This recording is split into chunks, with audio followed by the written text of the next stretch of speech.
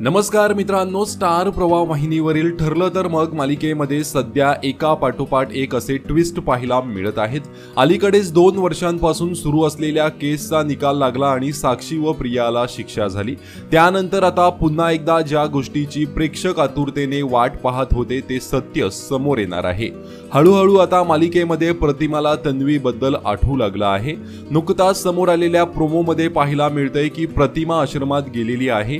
यावेळी ती सायलीने भिंतीवर काढलेले चित्र पाहते व म्हणते माझी तन्वी सुद्धा असंच चित्र काढायची। आता हे ऐकल्यानंतर मधुभाऊ अंदाज लावताना दिसत आहेत। त्यामुळे आता येणाऱ्या भागामध्ये सायलीच खरी तन्वी असल्याचं सत्य समोर येणार आहे। तर दुसरीकडे पूर्णा आजी आणि संपूर्ण सुभेदार कुटुंबीय हे सायलीची कान धरून माफी मागतानाही दिसत आहेत। आतापर्यंत ते जे काही सायली सोबत वागले त्याबद्दल पूर्णा आजी सायलीची माफी मागते व तिचा सुभेदारांची सून म्हणून स्वीकार करते। त्यामुळे मालिकेत आलेले हे 2 ट्विस्ट आता प्रेक्षकांना प्रचंड आवडत आहेत। प्रेक्षकांनी या प्रोमोवर भरभरून लाईक्स आणि कमेंट्स केल्या आहेत। तर ठरलं तर मग मालिकेतील हे 2 ट्विस्ट पाहायला तुम्ही उत्सुक आहात का? कमेंट करून नक्कीच सांगा। धन्यवाद।